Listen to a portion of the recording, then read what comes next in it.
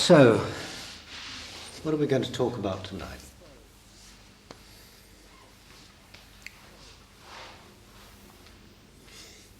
Should we talk about anything? Do we need to talk about anything? Why do we need to talk? What's the point in talking? Is yoga about talking?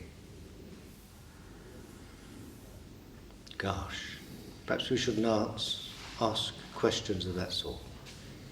Perhaps we should just keep talking. Along with all the rest of the world, unlimited yak.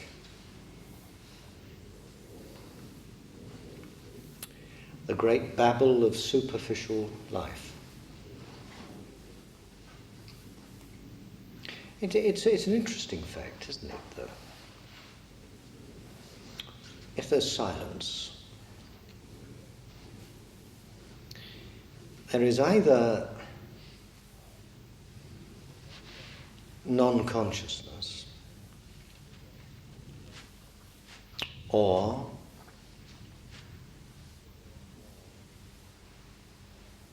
a rare blossoming of consciousness. And in between, you've got the great oceans of interminable babble. Isn't it peculiar?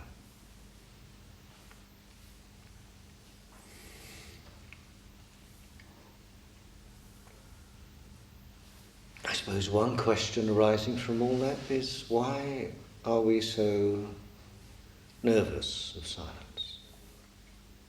Which we are. If there's a silence, we'll immediately jump in to try and fill it. Silence is embarrassing. Wonder why? There's a wonderful book which I read, I think, when I was about 19 first. And if I still look at it,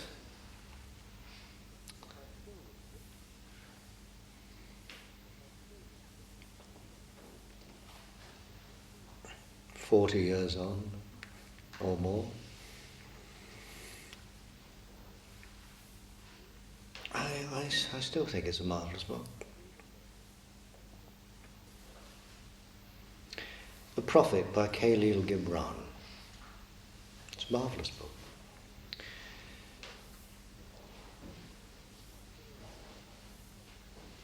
And it's full of poignant and penetrating phrases.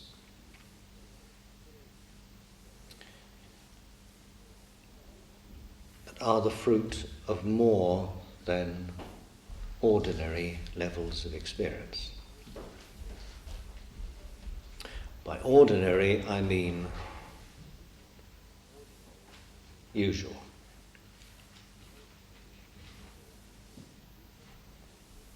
One of the phrases is, "A seeker after silences am I." It's an interesting statement because it poses a challenge. Much of it poses a challenge.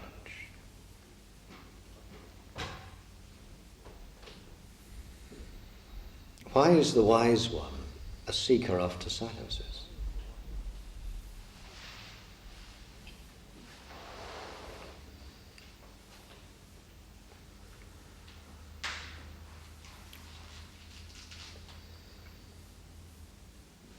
I don't know. You tell me. What do you think, friends? What do you think? What is it all about?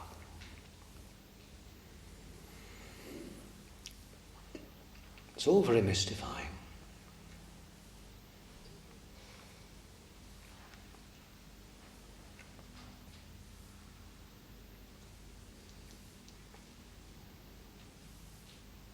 No takers?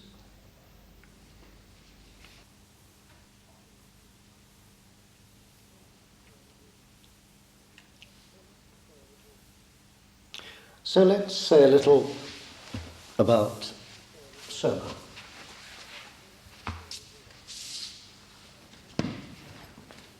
Or Amrita.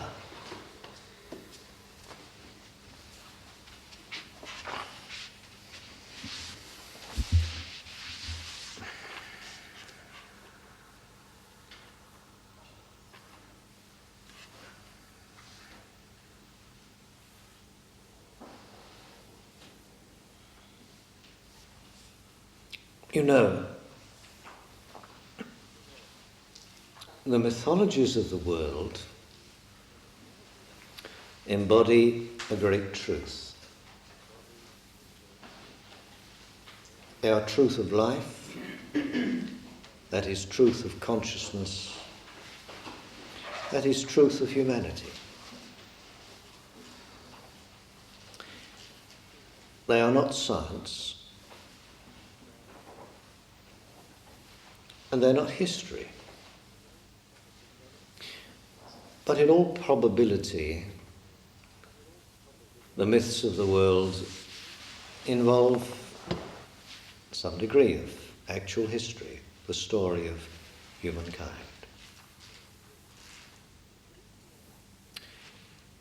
It could even be argued, perhaps, that myth is more important than history. People say that's not true, it's just a myth. What is a myth?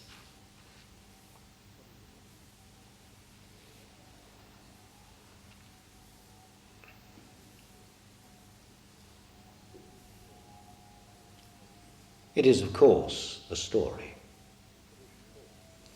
a complex of stories, a great interlocking of many themes. All the great religious traditions have their myths, and truth is embodied not in the mere skeleton of history, but in the rich and profound mythology that is associated with all the great traditions.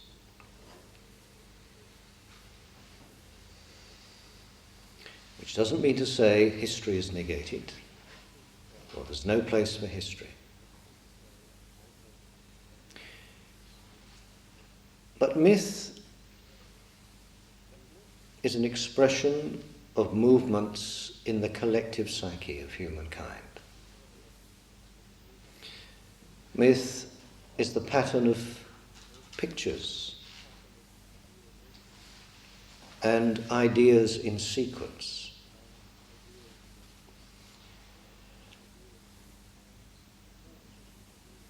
And forces in consciousness manifesting as personalities and interacting as they appear to various peoples at various times. Myth is the inner movement. There's an ancient saying attributed to the Egyptian god Thoth, who was the archetypal alchemist. As above, so below, as within, so without. Myth is the inner story. History is its external outline. We are both. On the surface, we need history.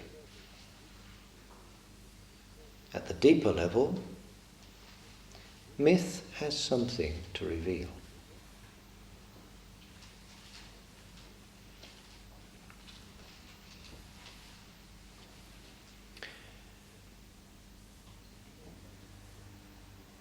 There's a film by Peter Brook. It's imperfect. It has to be imperfect. but it's still a considerable work of art, I believe. The Mahabharata. It's worth seeing. It's worth looking at. It's a story, many stories, that illustrate the human condition and the recurring crises of the planet.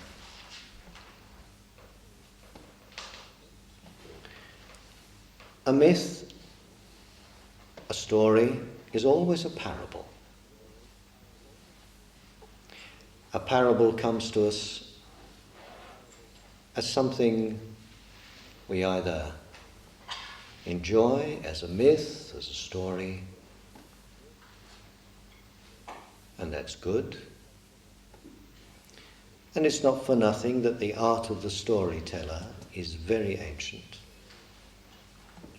And the storyteller, in many ways, is a teacher, as the artist in any medium is a teacher.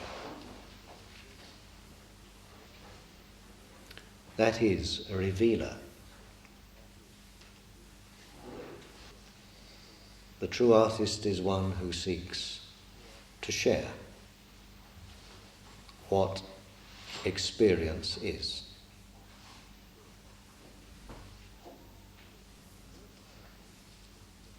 The word parable means literally puzzle.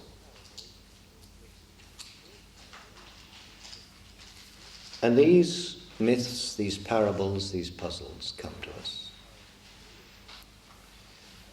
if we are so minded, to prompt us to deeper comprehension of the movement of the forces within the human psyche.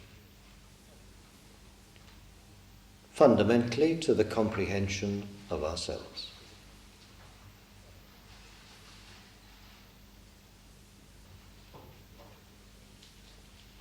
I think one could say this.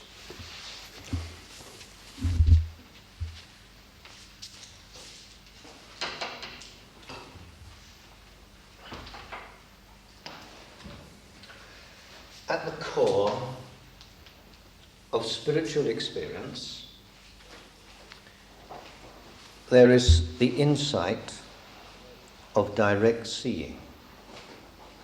The insight born of the flash into human understanding of that which is not of thought, that which is beyond thought. For a convenient word, for a single syllable, one could call it Zen.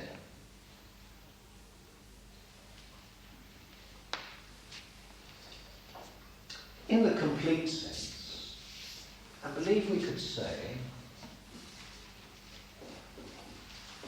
religion equals Zen if it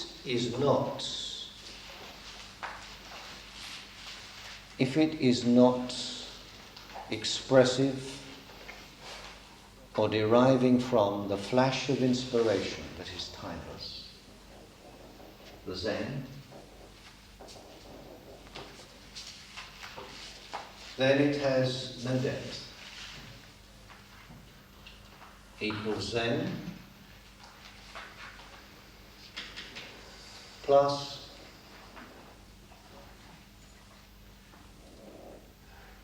Mythos.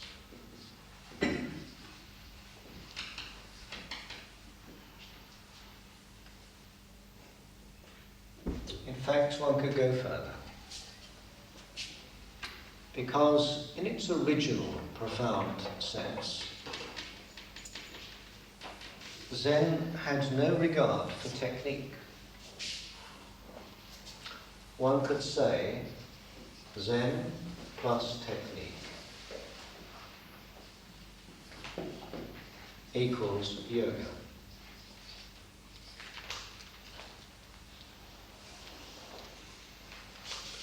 religion, in this fullest sense, equals Zen plus technique plus mythos.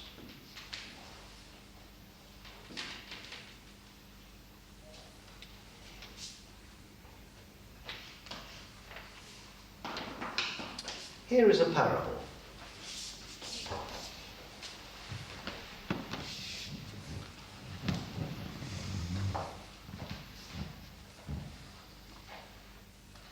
Amrita,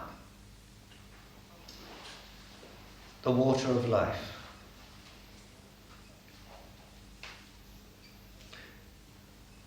The term was known to the Vedas and seems to have been applied to various things offered in sacrifice, but more especially to the soma juice.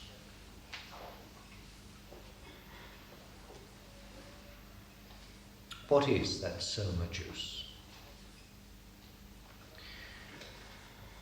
The most ancient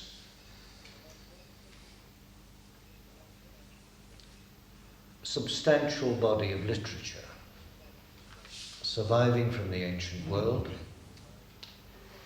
is the Rig Veda. It's a collection of hymns, many of them of great force, great power. There is no philosophy in it. Philosophy emerged much later as a commentary on, as an attempt to systematize and rationalize the images that confronted consciousness in the hymns of the Rig Veda.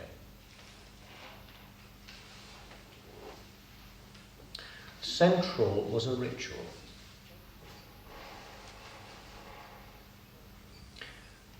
The soma ritual.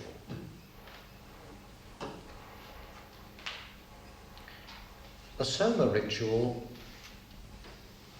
is a strange thing. Soma is one of the names of the moon.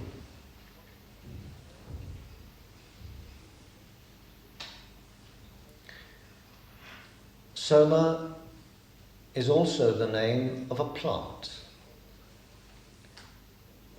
What plant it was is no longer known. There are conjectures, but it's no longer known. And the soma process was concerned with a ritual crushing of the plant with mortar and pestle on the stone altar in a high place. A crushing of the plants to release the blood of the plant, that is the juice, that is the essence of the plant.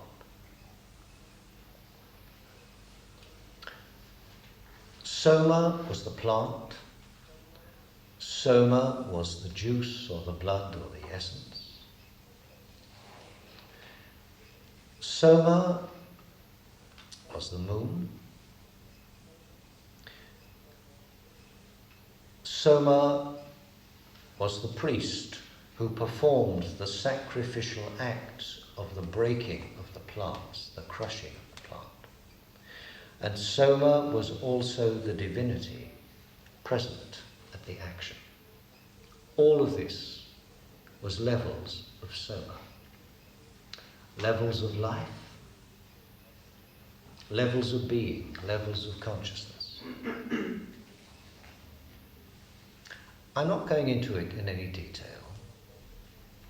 but I believe it can be shown that the inner meaning of the soma process was not transcendence,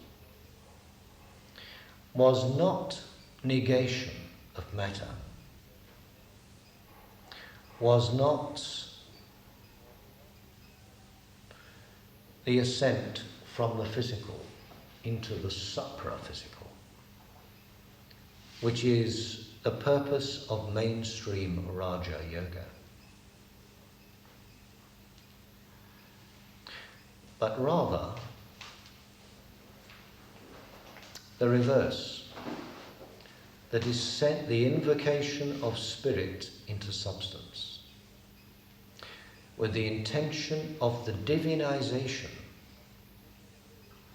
of the instinctual level of human intelligence.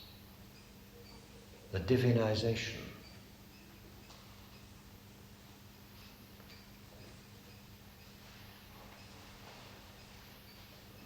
of that which is subconscious and the raising of it into supra-consciousness.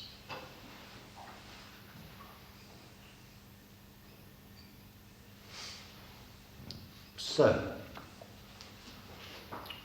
interestingly, as you know, the New Testament was written in Greek, and in the Greek of the New Testament, this is my body, which is broken for you,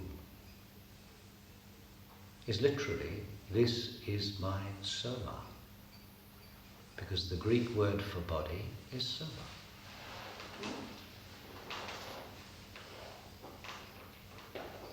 Anyway, that's just a thought in passing. Does that little mortar and pestle by your mat, is that what it is? No. What's that? I suppose, yes, you could sort of take that as symbolic, yeah. It's actually kindly provided for our use, which we don't often use it, at the moment, by Sherry. It's Sherry. And it's a little Zen thing that goes bing in a most attractive way when you wish to signal kindly, let me have your attention.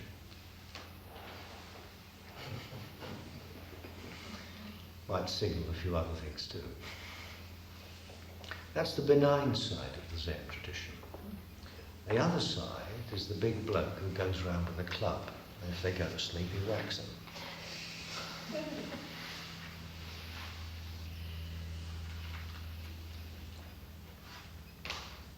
The parable of the origin of the soma. Let me just say this, when it speaks of the demons, what does it mean? It means, I believe,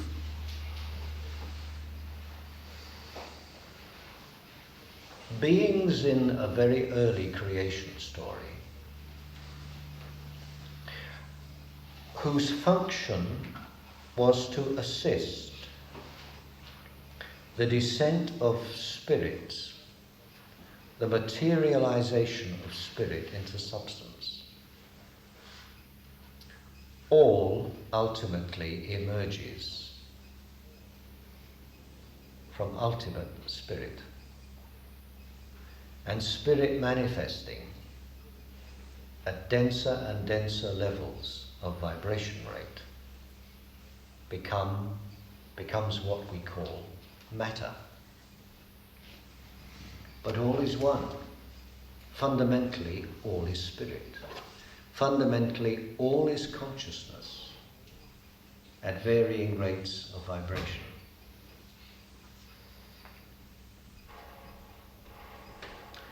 Now, before evolution, therefore, in this concept, there was involution.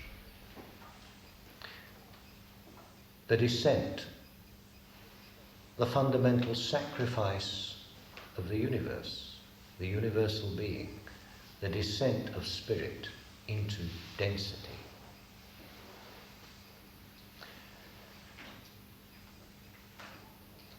And because, if you like, space is curved, there comes a time when the opposite force also applies, and there is the ascent, the evolutionary impulse from spirit, from substance to return to the source. So within nature, there is this fundamental duality. The divine emanating and descending and becoming matter, and matter seeking through evolution to raise itself up to become spirit. As I think I mentioned one evening, in the Gospel of Thomas is that potent saying,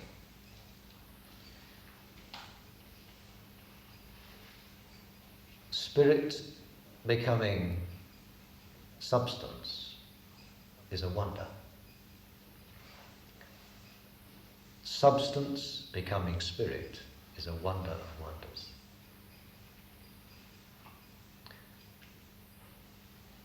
Now, if we are to seek to explain the asuras, which are translated as demons, the asuras, what it would seem to imply is the beings at an early stage of the life of the universe, of the life of the solar system, who are entrusted with the descent of spirit into density. Theirs is the downward pull, that which causes anchorage, that which causes density. And at a later stage, they are the problem because they are the counterweight to the need for substance to ascend and become more than it is.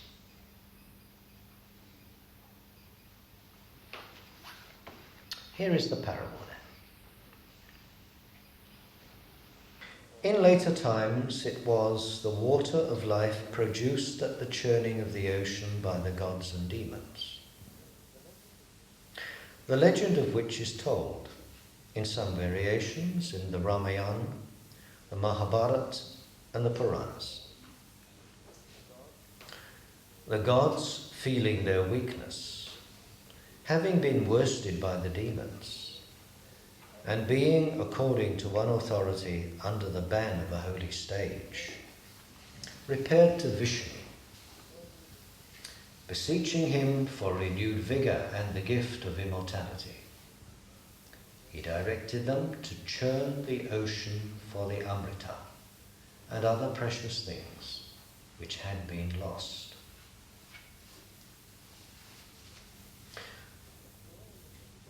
The story in the Vishnu Purana has been rendered by Professor Williams thus. Here is the parable. The gods address the mighty Vishnu thus: conquered in battle by the evil demons, we fly to thee for succour, soul of all. Pity, and by thy might deliver us. Hari, the Lord, creator of the world, thus by the gods implored, all graciously replied: your strength shall be restored, ye gods. Now let me just say what's called gods here would be Deva, which in our concepts would more literally be angelic beings. Angelic beings concerned with the uplift, the raising up of human consciousness. Your strength shall be restored, ye gods. Only accomplish what I now command. Unite yourselves in peaceful combination with your foes. Collect all plants and herbs of divers kinds from every quarter. Cast them into the sea of milk. Take Mandara, the mountain, for a churning stick, and Vasuki, the serpent, for a rope. Together churn the ocean to produce the beverage, source of all strength and immortality. Then, reckon on my aid. I will take care your foes shall share your toil, but not partake in its reward, or drink the immortal draught. Thus by the God of gods advised, the host united in alliance with the demons.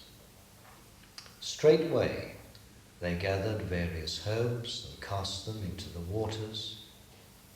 Then they took the mountain to serve as churning staff, and next the snake to serve as cord, and in the ocean's midst Hari himself, present in tortoise form, became a pivot for the churning staff.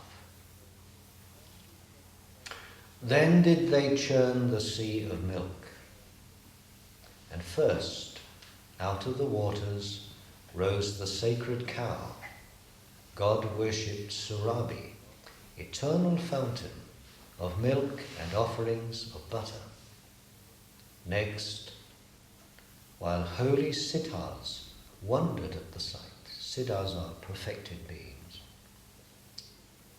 rishis, with eyes all rolling, Varuni arose, goddess of wine. Then from the whirlpool sprang fair Parijata, tree of paradise, delight of heavenly maidens, with its fragrant blossoms perfuming the whole world.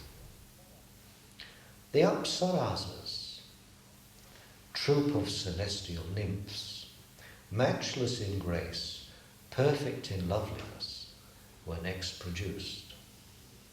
Then from the sea arose the cool-rayed moon, which Mahadeva seized. Mahadeva is Vishnu. Terrific poison next issued from the waters. This the snake gods claim as their own. Then seated on a lotus, beauty's bright goddess, peerless Shri, arose out of the waves, and with her, robed in white, came forth Dhanvantari, physician of the gods, the cosmic healer. High in his hand he bore a cup of nectar, life-giving draught, longed for by gods and demons. Then had the demons forcibly borne off the cup and drained the precious beverage, had not the mighty Vishnu interposed.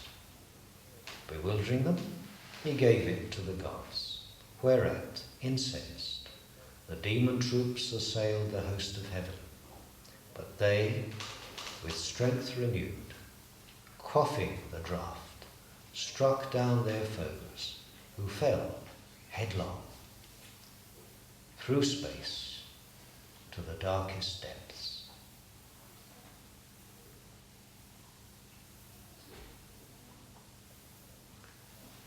That's a parable about the origin of Soma. I wonder what it means.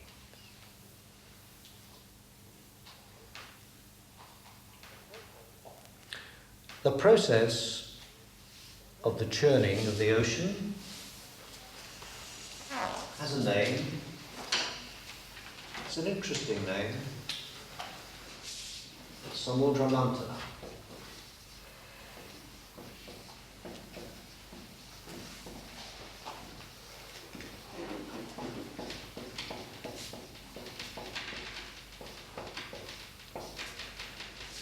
Samudramantana. It has many implications.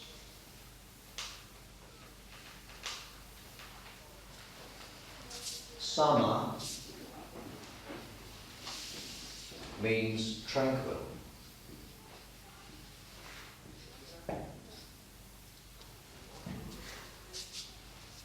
Mudra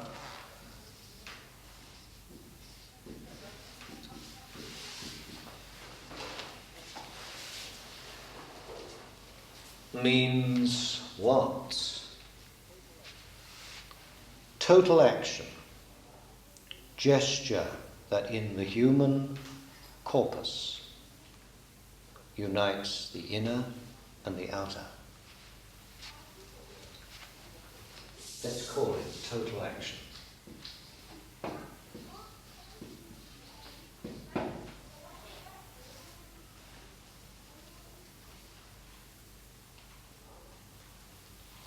Rama, in the Indian tradition, a divine incarnation. Several Ramas. Rama literally means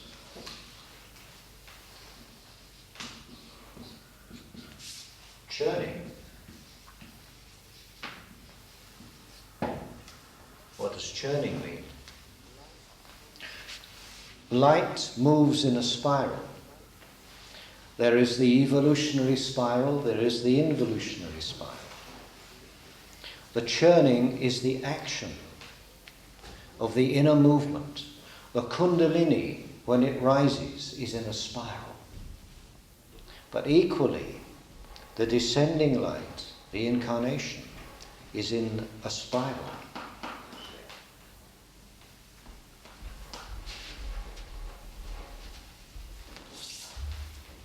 Ma, as we've already discussed,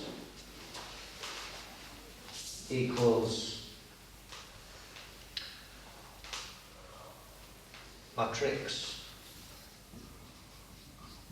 the womb of matter.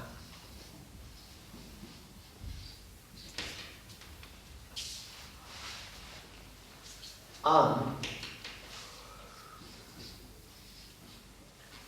means breath or breathing.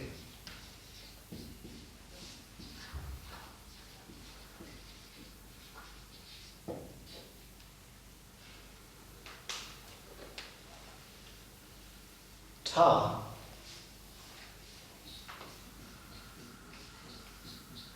is a word for moon, which also means soma. Ana, which is breath, means celestial breath, which means, in fact, celestial food.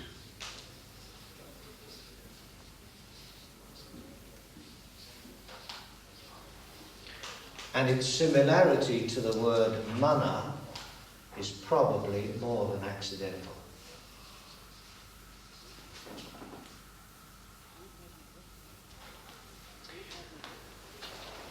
We have evolved, years ago we evolved, a Samudra Mantana sequence. But I never called it that. I hadn't read that 20 years ago. But we still evolved the Samudra Mantana sequence. Much later, the conscious mind came to appreciate what the unconscious was in fact manifesting. And more consciously, more precisely, we were able to express it as a sequence of yoga techniques, the Samudra Mantana sequence, bringing about the birth of the Soma. We won't be doing that this week.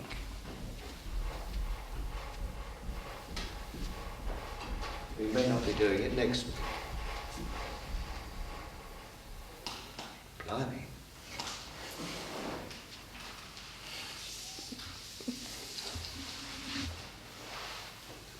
Anyway, friends, it's time for tea, is it?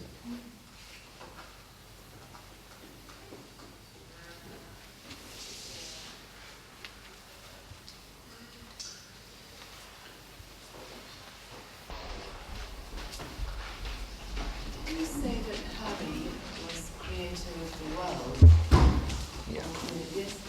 Good old Harry, yeah. Hari is one of the many epithets applied to Vishnu. There's a Hindu trinity. Brahma, the creator, Shiva, the destroyer, Vishnu, the sustainer, Vishnu in the center. Shiva's not a baddie.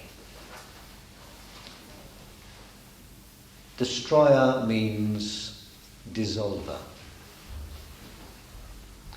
Primarily, it means that which dissolves away the toxic irrelevance of outward experience. Shiva is essentially the purifier. Shiva is Lord of the Yogis. He's depicted with a trident. This expresses the three primal nadis, or channels of force, that interlink heaven and earth.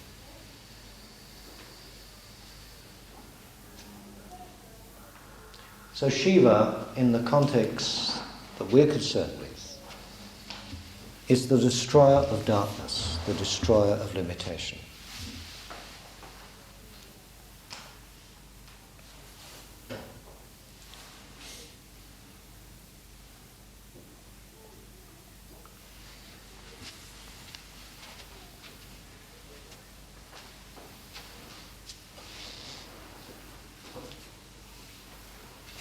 Any other questions on any of that?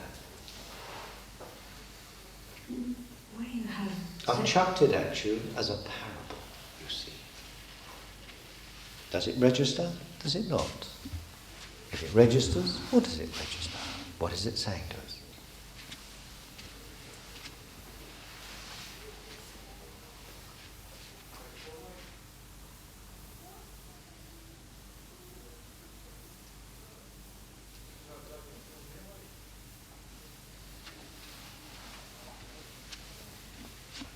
If you want it explained, I'll have to come next week. You'll have to come next week. What about the sa at the beginning? Right, Pat. Right. As we said on our first evening,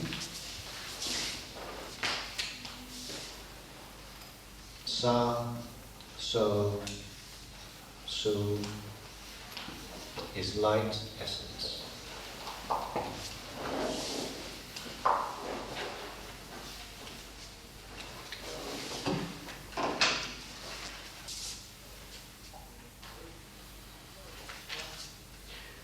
So, arguably, what that word is saying to us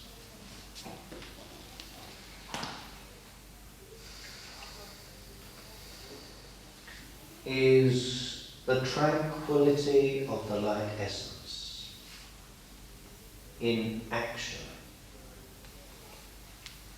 through the churning process within matter. Brings the power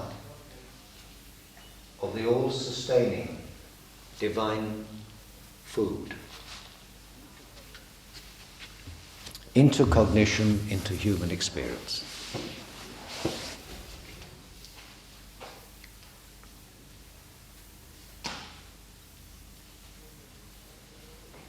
Would that be a better definition of yoga than Zen plus technique?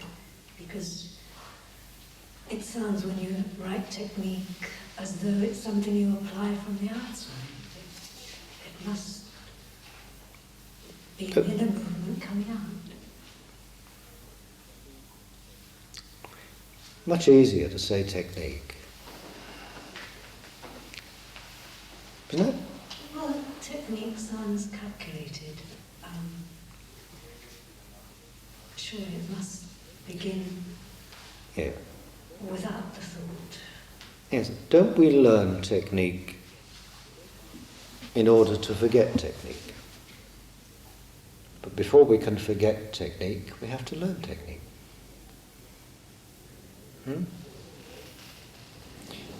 When we forget technique, it then becomes Zen. Does it not?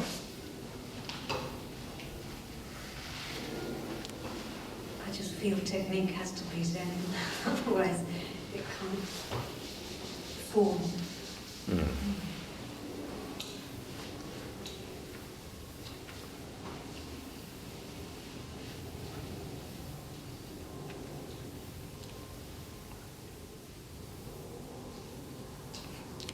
I think we all feel confused.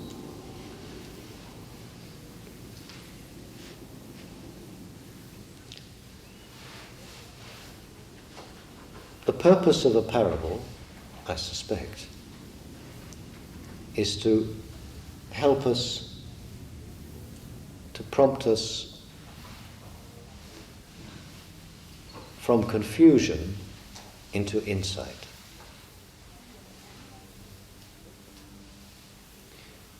Hopefully, in some degree, circumnavigating intellect. That's what insight is. Direct seeing without thinking. Thought comes later, maybe quickly, but later.